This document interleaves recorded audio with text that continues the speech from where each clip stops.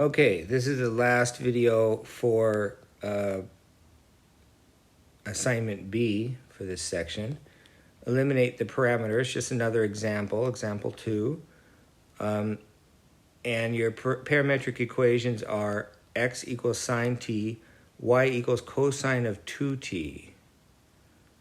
Okay, so this will not be a circle because the 2t instead of just t.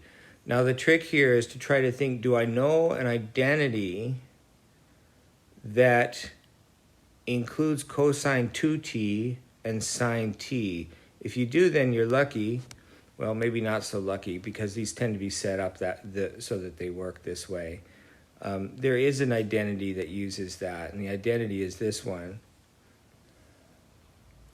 Cosine 2t equals 1 minus 2 sine squared t. It's a double angle identity. There's 3 of them. Cosine 2t equals 1 minus sine squared t. Now the y is the cosine 2t, and the x is the sine t. So I can put that x in for sine t, and I get y equals 1 minus 2x squared. That's eliminating the parameter. Now I want to know what the domain and range is. So notice that sine of t is always between minus 1 and 1, including minus 1 and 1. That's always the case. So sine t is the values of x. So that means the domain here, this is y as a function of x. So the domain is the values of x. It has to be between -1 and 1. So it's not, this is a parabola, but it's not the whole thing. X has to be between -1 and 1. So the domain is that.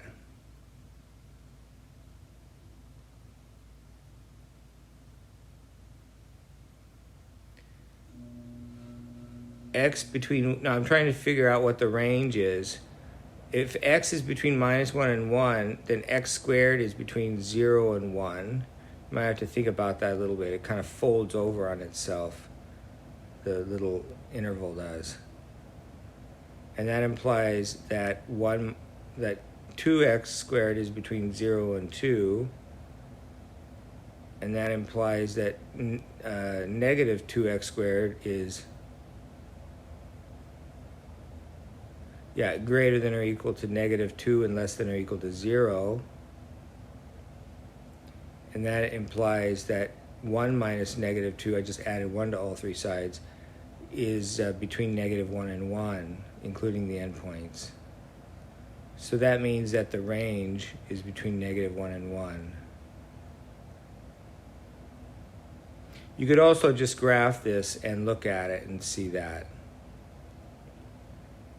So the range is also between -1 and 1. You could have also gotten this much more quickly. I didn't think about this initially, but cosine 2, y equals cosine 2t. And cosine 2t oscillates between 1 and -1. And so y can be between 1 and -1. That's much faster that way.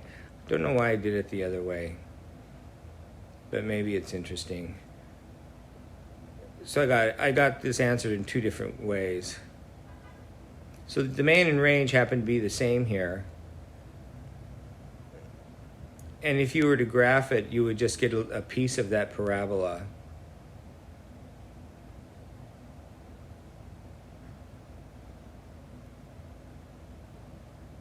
Looks like that. And it ends there at those endpoints. It ends at these endpoints here.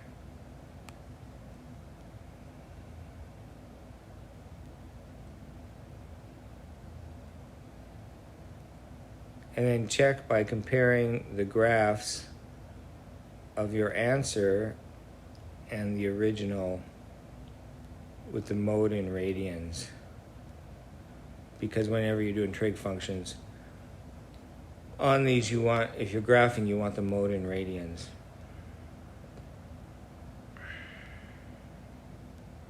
Okay, and you can do that. There's a parametric menu on your calculator.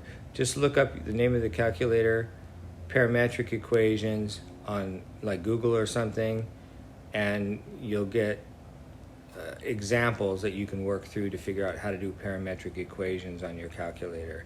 It's very useful, so I would suggest doing that. Okay, so now we're going to move on to the lecture for assignment C for this section.